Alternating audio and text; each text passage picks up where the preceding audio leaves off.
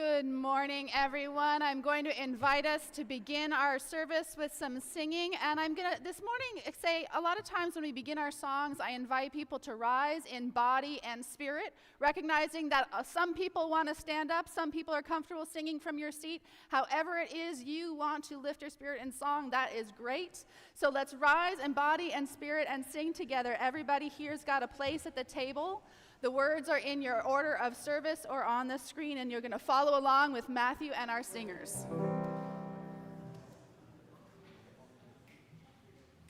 Everybody here's got a place at the table.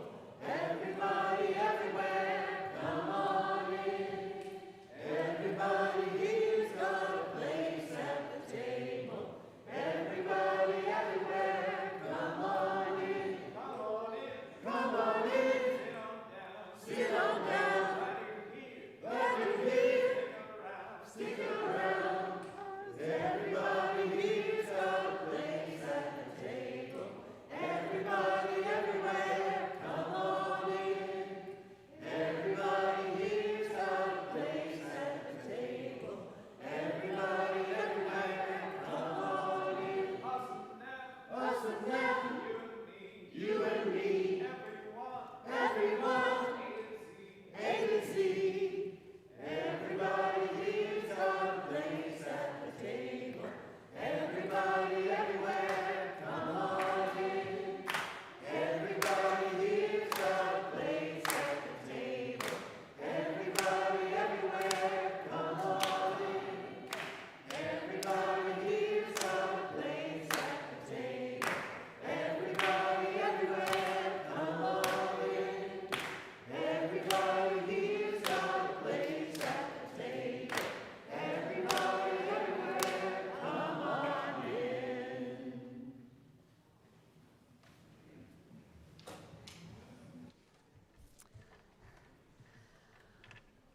Welcome this morning to the Unitarian Society of Santa Barbara. Welcome into this loving community of seekers where we strive to live with integrity, nurture wonder, and inspire the actions that transform us and transform the world. I'm the Reverend Julia Hamilton. I use she, her pronouns, and I am delighted to be with you on this rainy spring morning, feeding the flowers and the grasses and the plants, making the world lush again. It is good to gather in community, to feel the warmth of this gathered community, whether we're here physically in our sanctuary together or joining us online in our online sanctuary. We are one community on one earth together. And I promise you that when we chose to sing Everybody Here's Got a Place at the Table at the suggestion of one of our worship associates this morning, Catherine Callahan, we did not know that it was also going to be a potluck after services today. So it's sort of a prophetic invitation for everyone to stick around if you're here in person and join us for some food in Parish Hall together. Thank you for bringing food, those of you who brought it. And if you didn't bring food, you are our guest and join us anyway. Everybody here has a place at the table at the Unitarian Society. If you are new to us and visiting, or perhaps joining us online for the first few times, we would love to get to know you better. There are connection cards out and about at the welcome table here. There's a visitor link online, and that'll help us keep in touch with you about all the things that are going on in the coming season here at the Unitarian Society. Please stop by and say hello, introduce yourself. We would love to get to know you. There is a newcomer orientation on the second Sunday of every month in the front office over there. So if you want to join us on the second Sunday in April, you can meet other new folks and get to know more about the congregation. But I want to highlight just a few things that are coming up as we head into a new month and a new season. On the first Friday of every month, we have the Alliance meeting, which is happening this Friday. And the theme is estate planning, which is something that is applicable to all of us at all ages and stages of our life. So please join the Alliance for a good conversation around that planning. And we are also kicking off our spring adult religious exploration series next Sunday with our Lunch and Learn. Charlotte Brigante, our Director of Lifespan Religious Exploration, can answer any questions, and sign-ups are both online and on a clipboard in Parish Hall. You can sign up for one or all of the 5 workshops that we're going to be offering throughout the season. There are opportunities to show up not just here in this community, but in the wider world for our values of love and justice. And I want to bring a couple to your attention, places where we can show up together to say that we value care and community over cruelty. And one of those places is tomorrow at 6 p.m. at the Vigil for Immigrant Justice, joining with all of the partner organizations that we work so closely with to defend the rights of immigrants in our community and in the wider world. It is a vigil, so show up. If you have a battery-operated candle, you can bring that. You're also invited to bring some food that will be shared out with families who are in need. And then coming up next weekend on April 5th, there is organizing for a massive mobilization that will be happening across the country, and we are a part of it.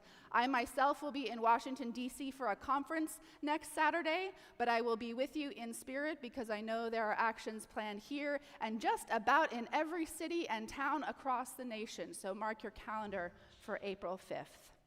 And I invite you now to take a breath. Allow yourself to be fully present here. Give yourself the gift of this hour where you can set down the to-do lists, the calendar additions, all of the work that is waiting for us in the world. Give yourself the gift of this community, this time to deepen your spirit together as I ring our bell and let the sound connect us.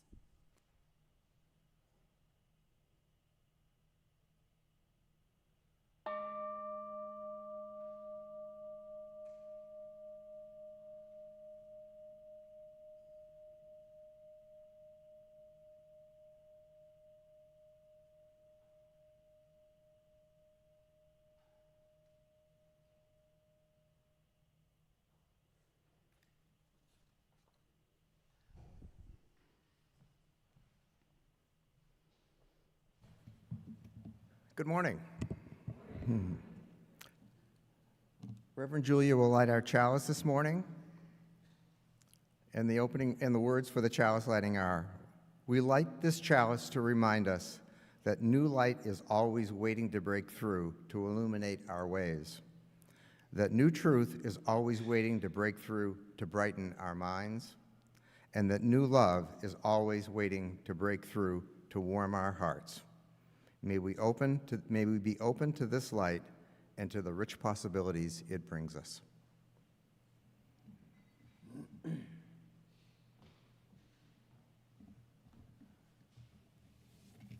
Okay. I have good news. So what big two sporting events are going on this week and next week? March Madness. Leslie College, Cambridge, Massachusetts. And I know, John, were we able to get the slides working? We do. From her high school basketball coach cut her from the teams in her senior year, Bailey Cinema Daniel refused to let that rejection and the fact that she was born with one arm end her dream of playing the game that her childhood idol, LeBron James, made her fall in love with 15 years ago. That determination led the 22-year-old guard at Lesley University to become the first NCAA Division III women's basketball player with one arm to score in a collegiate game. I kind of just took the shot with the anticipation that I would have to go and get it back on a rebound, she said. She then made from the three-point line that snapped the net without hitting the rim. The junior guard, who was born with a tiny right arm that she's unable to use, is studying psychology at the university just outside Boston in Cambridge, and hopes her achievement will inspire others facing similar challenges. When people look at me, I just hope they see me as Bailey. I hope they see me as a basketball player and always see me as somebody who's willing and able to do everything that everybody else is able to do. Coach Rather sees her impact extends beyond the court. We're showing that we can both win and have really high-quality players that might not look like everybody else on our team. Go Bailey and go Leslie Lynx.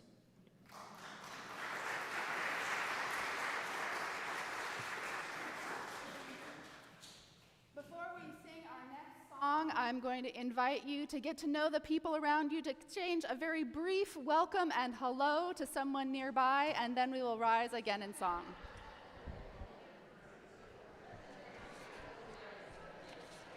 Good morning. Good morning.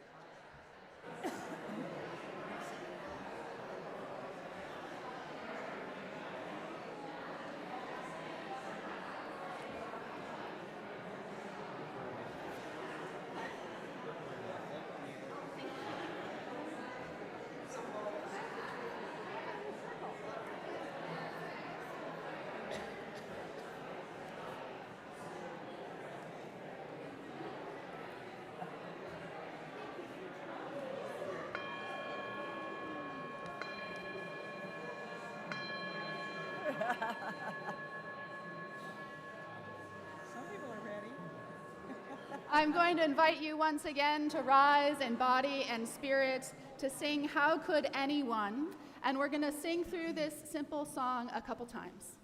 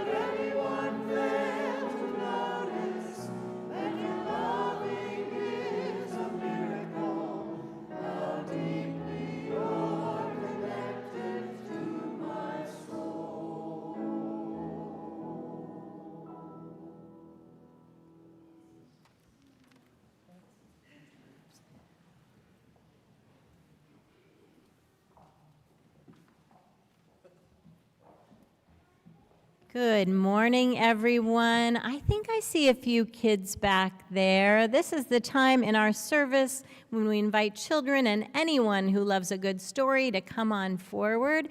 And we've got a special storyteller today, Gary Welterlin.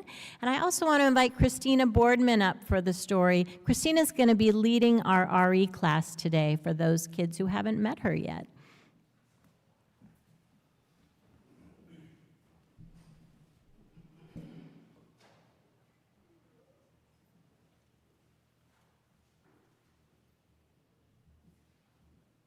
Anybody under the age of 40 is considered the younger age.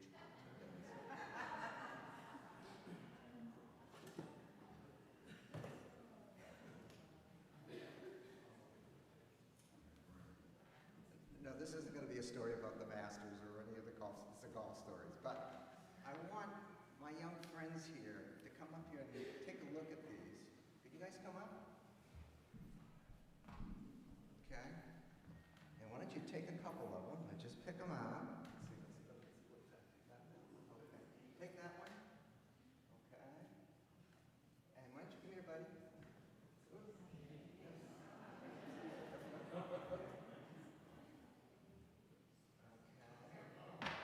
That's okay. You probably play better than I do. Okay? And here's one more. Okay? Now I want you to tell me, and I'm going to ask Mike Risto to come up here because he claims to be a golfer.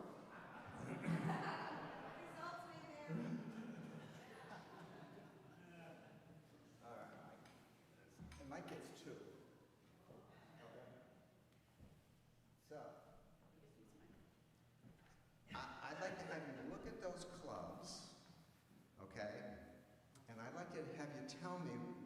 differences are in them. The big difference. And Mike, you can look at yours. Yeah, you never put the ball in the hole. I know that, right? Yeah.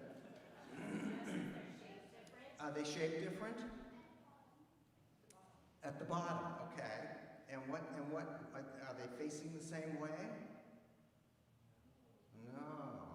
Okay. You know why? Because some of those golf clubs are made for right-handed people, and some of those golf clubs are made for left-handed people. So if you're, as Mike can see right here, these are two different, those are putters, and if he's right-handed and he has that left-handed putter, he's probably not going to do very well hitting the ball. Unlike that one, that's correct. That's going to be another thing that we'll talk about. Yes, left-handed and right-handed golf clubs are out there, and that's because a number of us are left-handed, a number are right-handed. How many in this room are left-handed? Okay. Yeah. That's actually a little bit less. 10%, 1 out of every 10 people in the world is left-handed. And being left-handed, I can tell you that it is always interesting when you kind of realize that you're living in a world that's not designed for you. As subtle as it may be, we live in a right-handed world, and it has been that way as long as people, even pre-people, have been around. Ironically, handedness actually is pre-birth. You are predisposed to either being left-handed or right-handed, and even though it doesn't really show up until you're 4 or 5 years old, or really by the time you're a teenager, it kind of just sort of settles in. But it's more than just being left-handed and right-handed. It's the idea of left-handedness and right-handedness. We use it in our words. Things like in English, we use left and right as using to describe position and handedness, obviously, with left often associated with negativity or weakness, and right with correctness or strength, even though that isn't always the case. An example, a left-handed compliment. I really like your shirt, Gary. I do. Please raise your right hand when you're giving an oath. Okay? Then there's the contrary to that, which is the left-handed oath, because people say they can't be trusted. You have 2 left feet. Nobody ever said you have 2 right feet. You're my right-hand man. Does that feel right? Why not correct? And there's lots and lots and lots more. When I went to school, way back when, my seat was in the very far corner of the room. And the reason for that was that the school was set up with the lower right-hand corner, the A's, okay, would start there and they would go left and then up and then fine. And when you have a name like W, it's Welterman, W, by the windows, because that's where the windows were, and way in the back, on the left. But I was very fortunate. On my first day of school, my teacher, Mrs. Belmont, came up to me in my seat at the back of the class and soon realized that I was different than other students.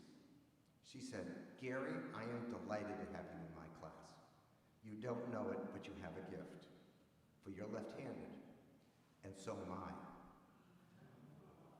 Being taught by somebody who saw the world like I did made all the difference.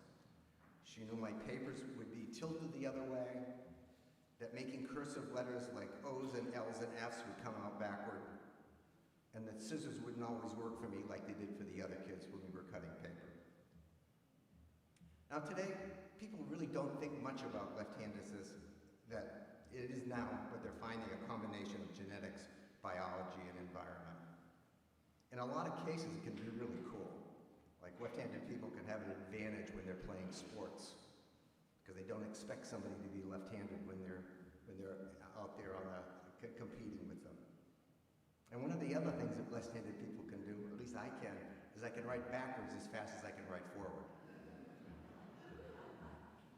But it's also about being different, and that's terrific. So if you were left-handed, any of you are left-handed, I think that's pretty special.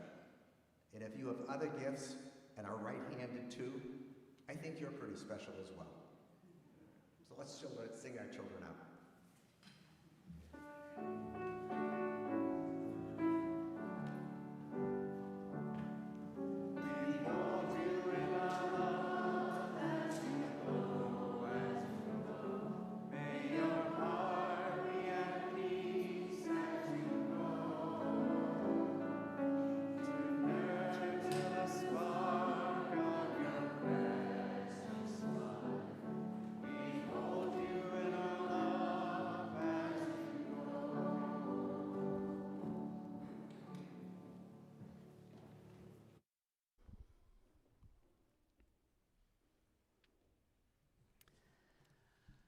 I invite us now into a time of reflection, prayer, and meditation.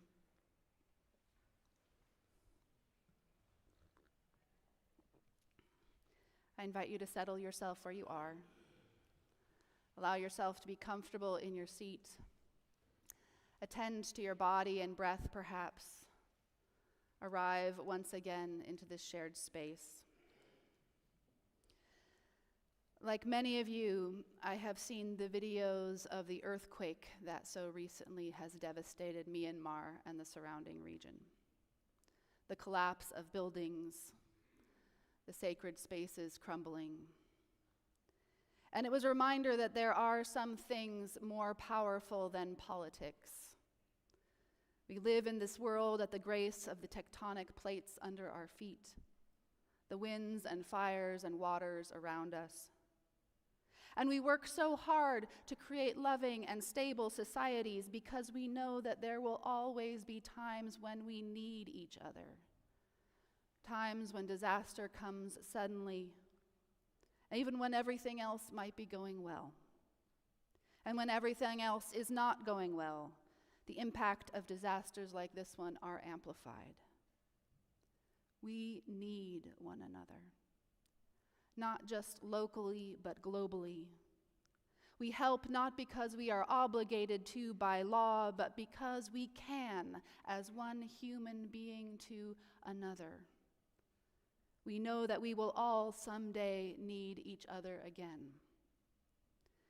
And so I would like to share this poem from Myanmar, and in the quiet time of meditation that follows, may we open our hearts to those who are suffering great loss in Myanmar and beyond, holding hope for their safety and recovery and healing.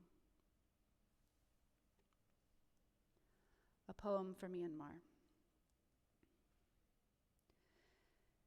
Anyone who lives where the earth can slip understands the gravity of the situation when buildings tumble onto soft bodies and sacred stones unstack themselves. The city shivers, and what was solid becomes dust and memory, house, tower, temple. And what was liquid spills where it shouldn't, water, blood, tea. The shaking starts unseen, underground, and ends months later in the shoulders of a monk crying over his lost friend. Next year, a woman will trip on a stone and remember, that used to be the lintel of my door.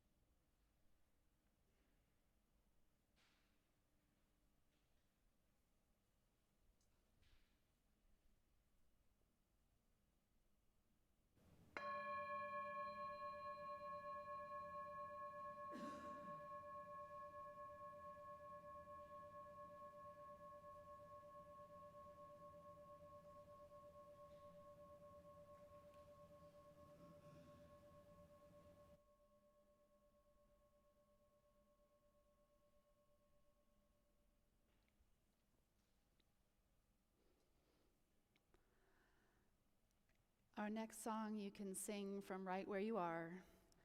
We are going to sing it through a few times. Just watch Matthew for instruction. The words are in your order of service or on the screen.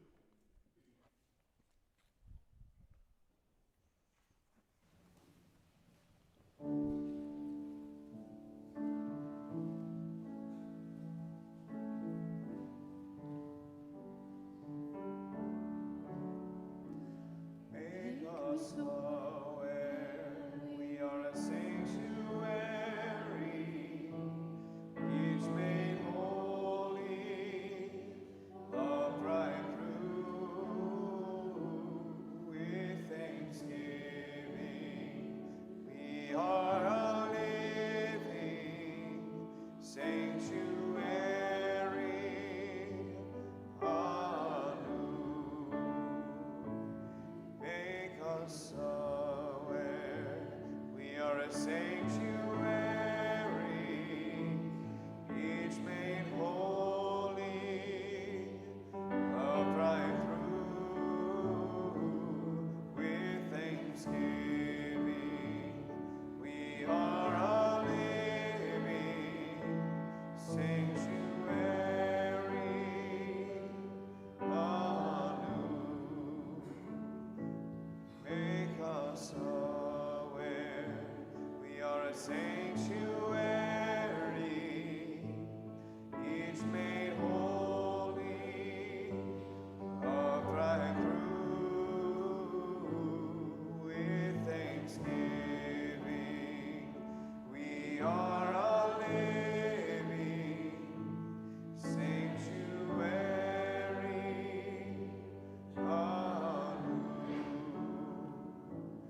Make us aware we are sanctuary, each made holy, love right through.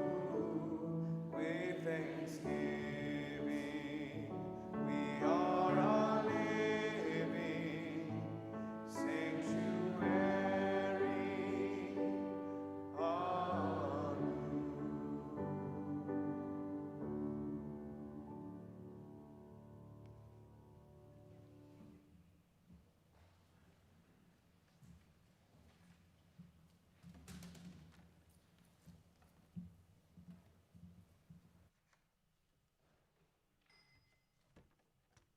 Good morning.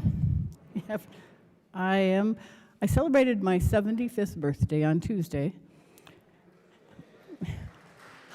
Thank you. I claim no credit, but I did start this reflection on Thursday. And I had the idea that sharing my wild range of health issues, which have totally changed my life and my sense of what it means to be human, would illustrate my theme, which is essentially seeing beyond limits. I'm here to share my reflection on life, disabilities, and what being human has come to mean to me. I thought that I would see beyond what we consider usual or normal and talk about embracing the infinite ways that we humans navigate our existence. I came up with a chronology of wildly improbable events that overcame my pride, judgmental attitudes, and belief I knew a thing or two. And yet I failed. I failed to do what I wanted with the reflection. I didn't make the point. Different only means different. How I now see many things that many people do not need to use, like wheelchairs, a cane, reachers, braces. And I see those as tools. They allow us to function when we need that assistance. It's like using a hacksaw, a roofing hammer. There are different ways to achieve the same end goals. For example, many of us have been taught to see people in chairs as other.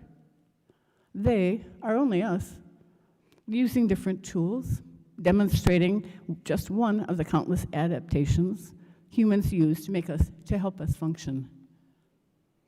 A YouTube video I saw last night, around about midnight, a person who's blind sitting next to a sign that says, "I am blind, help me." Everybody walks by, not even a glance. Someone comes along and rewrites that sign. Suddenly, everybody is stopping to give. What does the new sign say? It's a beautiful day, and I can't see it. That is a capsule description of my last 40 years, a really stark reminder of how the labels society gives us hide our shared humanity and the diverse needs within our community. What I want to share with you today is how these experiences have softened and opened my perspective about who we are, what we do as humans to manage the many challenges and difficulties we face, the creative and diverse strategies we use to meet our needs, how we express our love, our joy, what we do to connect.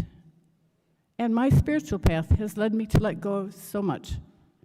The labels society gives us, for example, unimportant.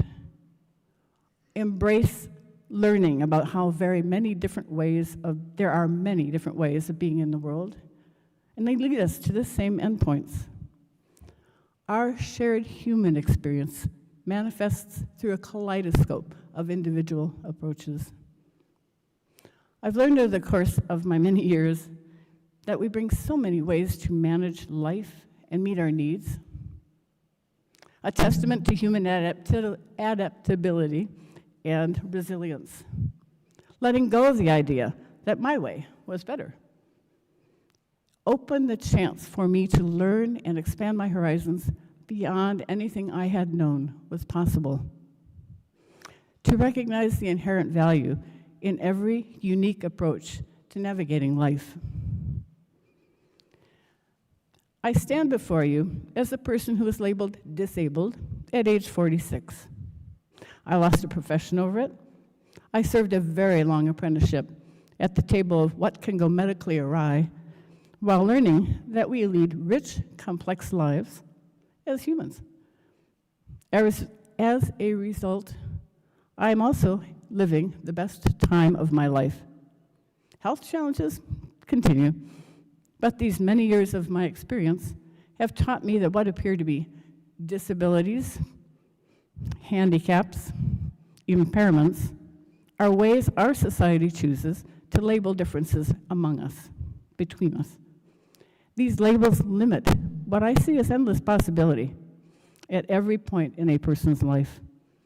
Even more, they limit our view of what connections and community can help us build. I'll share a little bit about my medical situation, and I also want to say this. I don't define myself by my medical issues. I'm a whole person. I have a very rich, complex, and busy life.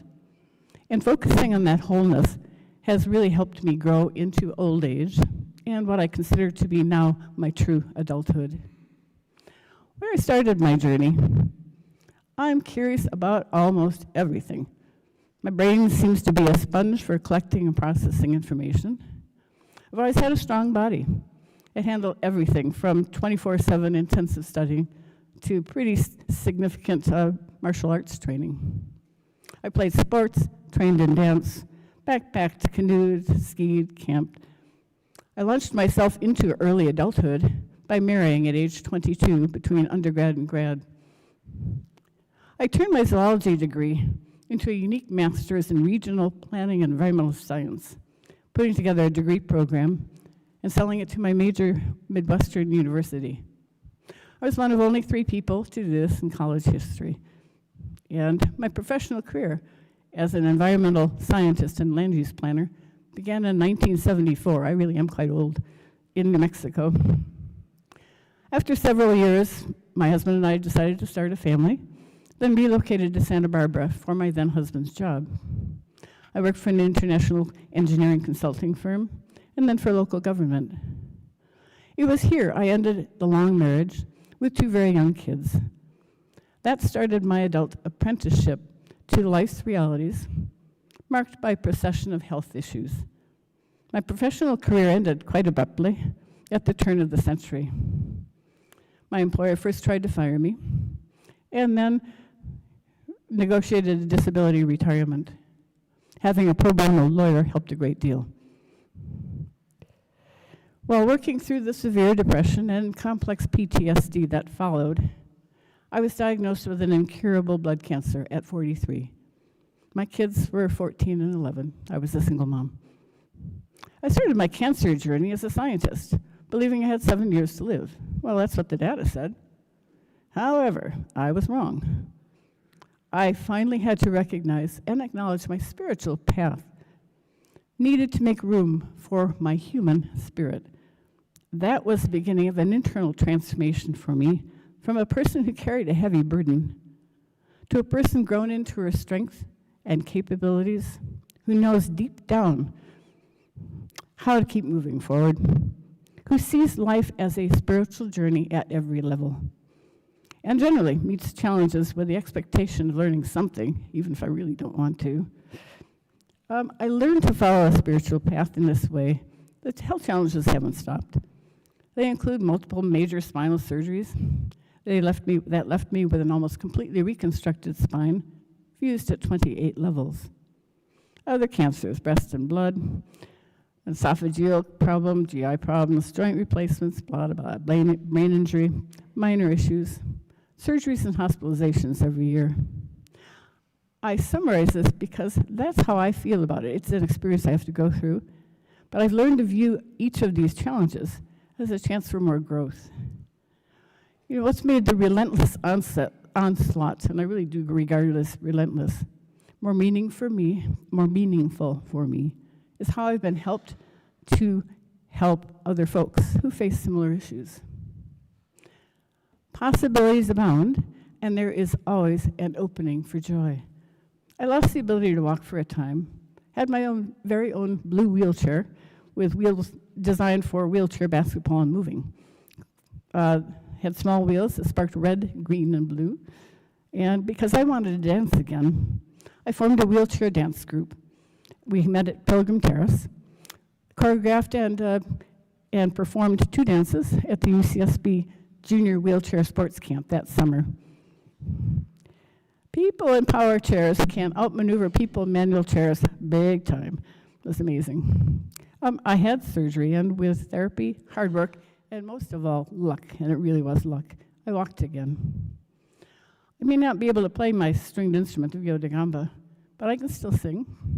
It's been part of my spiritual growth to discover that even as a classically trained musician, I can learn to hear and dance to music I would never have been interested in before. My listening these days is incredibly vivid and a very satisfying experience.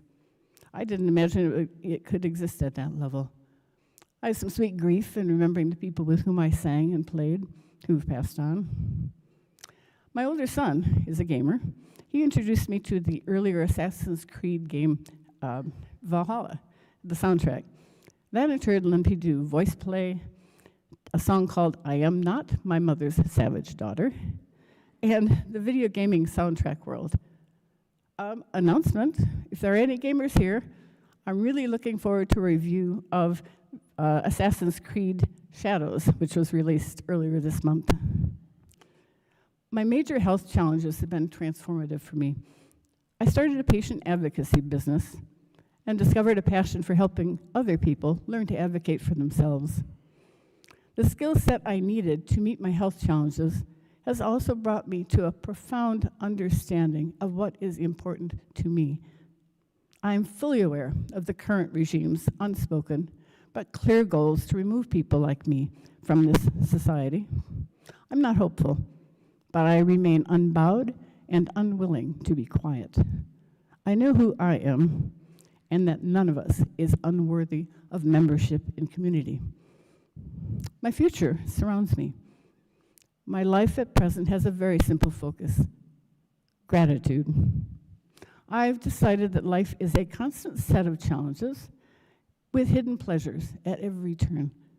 Beauty is always present. I see it in the pale light of dawn, the moon's cycle, a soft whisper of leaves. I see it in my dog's smile, someone humming, a clean kitchen counter. I see it in the open gaze of someone who feels seen and heard. My life purposes have been to learn, grow, and be of service to others. I believe I've become more effective, a little less self-focused. I'm aware of my strengths and my weaknesses. I desire to do more than I am able. I have accepted who I am. I do judge myself and and others so much less. I continue to work on my impatience and irritation, on talking too rapidly and softly, and I am always learning how to better communicate and listen. I owe myself this, and I'll share it with you, to imagine and reach for what I want to accomplish in the near future. My quality of life really depends on it. And I'm keeping this year's New Year's resolution, which is essentially to meet people with kindness, a desire to connect, and a willingness to hear and listen.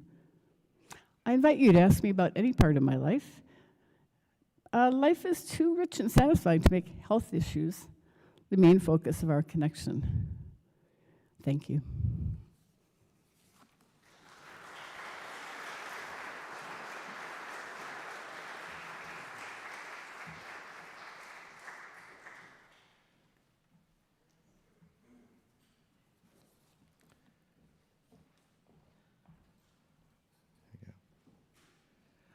March offering is for the Hunt for Justice. Each year, we make our traditional Easter egg hunt, the Hunt for Justice, a faith in action family project. Our outreach offering for this month will collect money to fund 3 local organizations, and then in early April, our children will vote for their favorite causes. Please join me in saying our affirmation of gratitude and giving.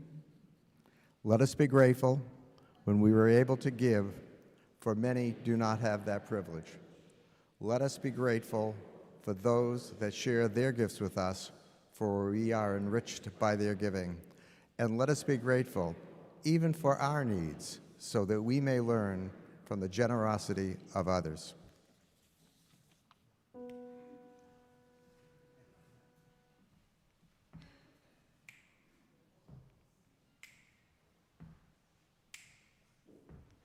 When that storm comes, don't run for cover. When that storm comes, don't run for cover. When that storm comes, don't run for cover. Don't run from the coming storm, 'cause there ain't no use in running when that rain falls. Let it wash away when that rain falls. Let it wash away when that rain falls. Let it wash away. Let it wash away that falling rain, the tears and the trouble. When those lights flash, you hear that thunder roar. When those lights flash, you hear that thunder roar. When those lights flash, you hear that thunder roar. Will you listen to that thunder roar? And let your spirit soar. Will you open up your door when that love calls? Will you open up your door when that love calls? Will you open up your door? You gotta stand on up and let it in. You gotta let love through your door when that storm comes. Storm coming, yeah. Don't run for cover when that storm comes. Don't run for cover when that storm comes. Storm coming, yeah. Don't run for cover. No. Don't run from the coming storm. Can't keep a storm from coming. storm from coming. You can't keep a storm from coming. You can't keep a storm from coming. You can't keep a storm from coming. You can't keep a storm from coming. You can't keep a storm from coming. You can't keep a storm from coming. Coming, coming, coming, coming.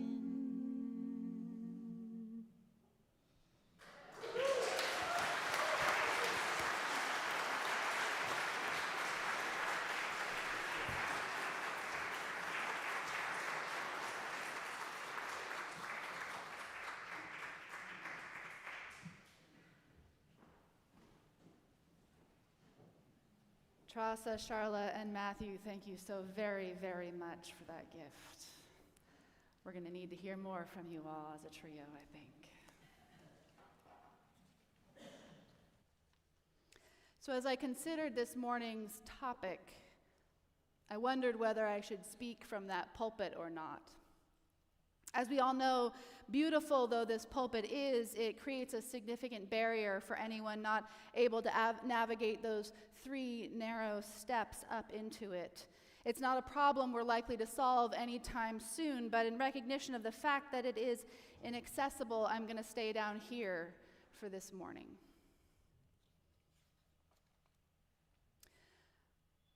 On Wednesday, January 29th, a plane collided with a military helicopter near the Ronald Reagan Washington National Airport. It was a terrible accident. Many of you probably remember it. There were no survivors from the plane or the helicopter, and 67 people lost their lives. A few days after the accident, I was driving in my car listening to the news on the radio, and I heard the then newly elected President of the United States speculate that perhaps the crash had happened not because of a tragic mistake, but because the FAA had implemented diversity, equity, and inclusion policies. That perhaps unqualified people had been hired because of their identities rather than their skills. And he specifically mentioned people with disabilities as the possible problem. He had no data to back up this claim, of course. It was just a hunch, just as he said, common sense. Common sense that the mere possibility of the presence of people with a disability in the control tower was enough to cause disaster. Now, I want to start by making it clear what I mean when I talk about diversity, equity, and inclusion.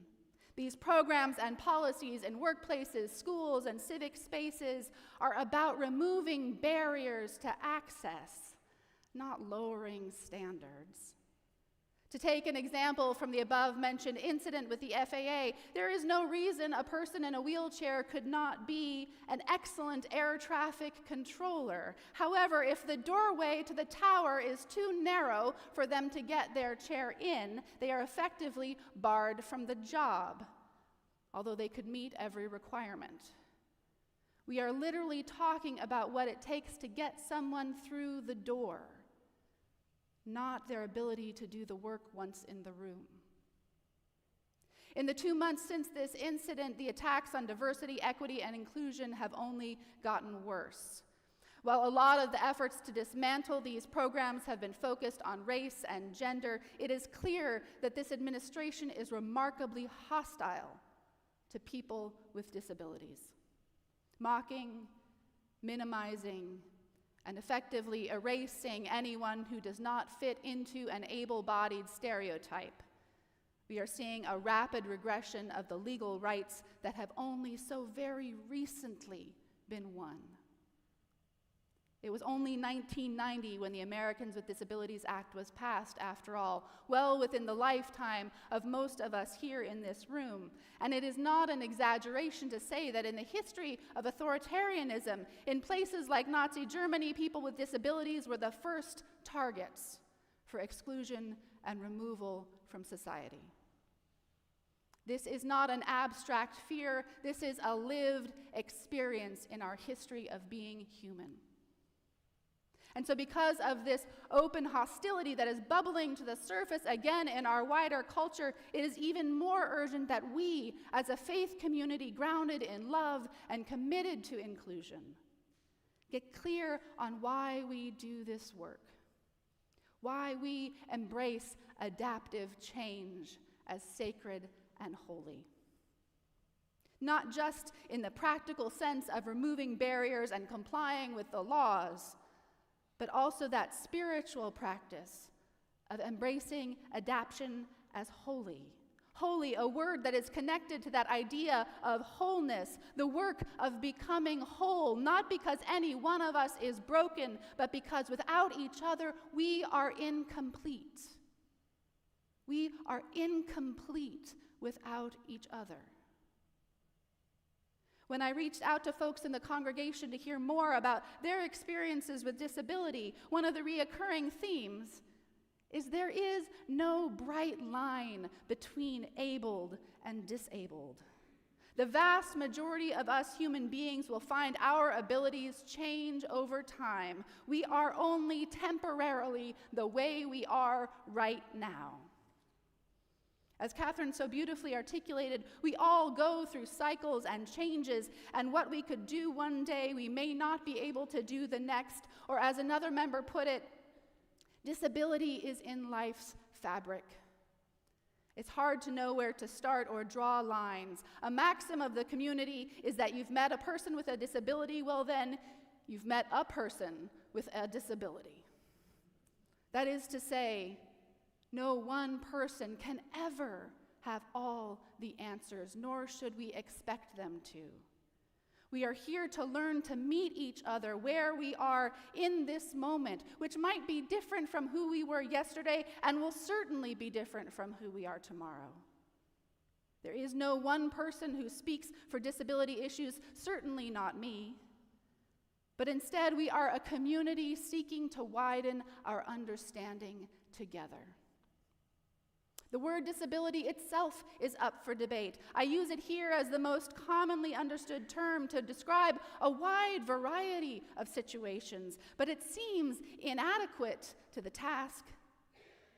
As humans, there are so many ways we exist in the world. Ways we are physically different, ways we are neurologically different. There are visible and invisible disabilities. There are disabilities that are temporary and those that are permanent. Some we were born with and some we acquire. Some that are widely known, some that are rare. Some that are painful and some that are not. We move and think and live in our bodies within this wide range of possibility. And to try and reduce this to a binary between abled and disabled limits the creative conversations we can have when we explode that binary thinking everywhere we find it and embrace human complexity as a gift rather than something to be overcome. We contain multitudes, collectively and individually. Listening and understanding one another, the challenges we face, and the joys we discover along the way, letting what we learn influence not just our own individual perspectives, but also the structures and systems that we create. Letting us be influenced by that shared life, that shared possibility. This is the first part of embracing adaptive change as sacred work. So let's explode binary thinking everywhere we find it so that we can learn to relate to each other as the human beings we are, rather than just the list of physical or mental or medical challenges that are part of our lives. Let us be more than one thing, always with each other. This is holy work. Recognizing the wholeness that exists not in spite of our differences, but inclusive of them. Broken and whole, well, that's another binary we don't need. In preparing for this service, I came across a reference to the Hindu goddess Akhilandeshvari. This was a new deity to me, one of the not more well-known deities in the Hindu cosmology. In the tradition, there are so many aspects of the divine that they cannot be represented just in one God. That is way too small, right? And so aspects of the divine crop up in all these multitudes of deities. There are always new facets of the holy being revealed. And so Akhilandeshvari's name means she who is never not broken. She who is never not broken. And the Sanskrit translators that I read said that double negative is really important in her name. She is a goddess who rejects the idea of ever being done, ever being finished, ever being perfect, ever being complete. She breaks and remakes herself over and over again, fearlessly riding the crocodile she is often depicted on. The Hindu writer and performer Shivali Bhamar describes the importance of her this way. In religion, philosophy, and culture, we're usually focused on the completeness of something, both in ourselves and outside of ourselves. As a society, we are obsessed with perfection and are constantly striving to have everything in place so we can feel whole and final. Many personifications, descriptions, and depictions of the supreme consciousness focus on completeness and wholeness, the writer says. However, the existence of Akhileshvandri Ma completely flips this concept on its head. She goes on to say, if we were complete and whole, we would be void of change, evolution, creative expression. We would be stagnant. Existence would be unsavory and stale. Another writer says about the goddess, she reminds us of the cyclical nature of reality that we are experiencing in every moment. Everything is not so neatly ordered, controlled, and contained, nor does it have to be. She is not stuck in one form, nor does she want us to be. That was where the light went off for me. She is not stuck in one form, nor does she expect us to be. I can't think of a better goddess to represent the sacred work of adaptive change, to remind us that the worth and dignity of our humanity is not measured against some imaginary state of perfection, but rather in the action of creative and ongoing growth. That what we perceive as brokenness is also often that which brings us life. Each of us gets to define for ourselves how we approach that growth, but grow we must. It is never not broken. And at the same time, it is never not whole. And so not just as individuals, but as a collective, it reminds us that liberation is not found in perfection, in uniformity, but in these ever-changing cycles of living. And this is not work that can be done alone. Creating a culture of change and growth that moves us toward inclusion as a congregation is never just the work of any one person or any one committee or the board or me. As we mentioned earlier, no one person has the complete picture. Even the words we use change and evolve over time. A lot of the words that I grew up with, that maybe you grew up with, no longer serve us. And so we find new words to reflect new experiences as we learn about them. And I know that the next generation will find new ways to teach us to grow again and again. We are not working toward perfection, but ever-widening circles of inclusion. We're not trying to finish work that someone else started, but just to take up the work that is ours in this moment, knowing we are never done becoming. Transformation. Those actions that transform us and transform the world, that part of our mission statement of this congregation that we say every morning. Transformation is not about moving from one thing to another. Again, that's a binary, a before and after. Transformation is this ongoing process that has no teleology. Teleology, which is just a fancy religious word for saying an end point. There is no end point to this work. In our faith tradition, we do not have a prescribed telos, that goal, that final reckoning, that vote up or down on whether we've succeeded or failed, whether we're saved or damned. That point at which it is all accomplished, we've let that go. We are a tradition that embraces the process of evolution and change as the sacred nature of life itself. The possibilities of life are endless, and the diversity of life is a source of joy and wonder and challenge and creativity.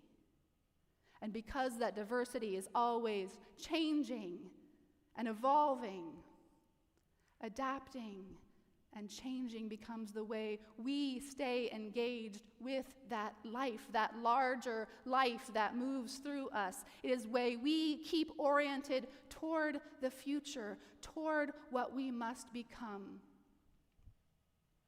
so that we can be stronger together to meet this moment, which will require our strength. Not the strength of any one of us alone, but the strength we have when we cast that circle as wide as possible and gather up as many as are willing to fight for joy and justice and love and care against a culture of cruelty that is seeping into every nook and cranny it can find. Now, I know some of you might have been hoping that this service would give you a bullet list of things that we're going to do as a congregation to become more inclusive. We are doing that work. We're doing that work in all kinds of ways in our vision for the capital campaign and the strategic plan. We're doing that work in partnership with the wider community. There's another opportunity to show up in public. Mark your calendars for April 12th, where there will be a rally for disability justice. And we're doing that work in the civic space, getting out there and advocating for policies that help ensure inclusion will be maintained and protected.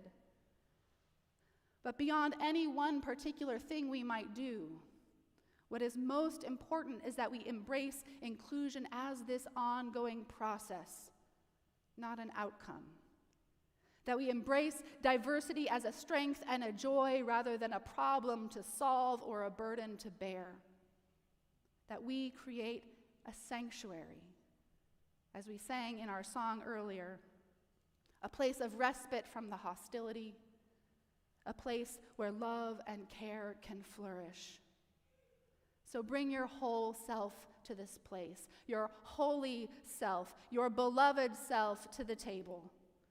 Let us be changed and remade now and always, because that is where life happens. So let us defend and care for one another and show up together and sing together and rise in body and spirit together and be the more beloved world that we hope to see beyond these walls. May it be so. Blessed be and amen.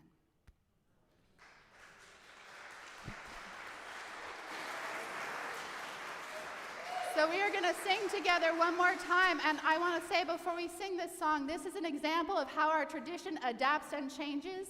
The title of this song has changed from what is in the teal hymnal. You'll see little stickers in there. We changed it. The author of the song changed it from standing on the side of love to answering the call of love. When he heard from people in our wider Unitarian Universalist tradition who say that maybe standing on the side of love is not what I do in my wheelchair.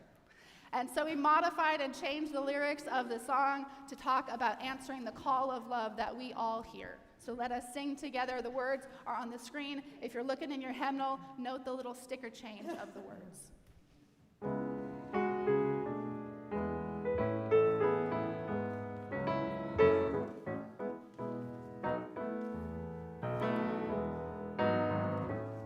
The promise of the Spirit.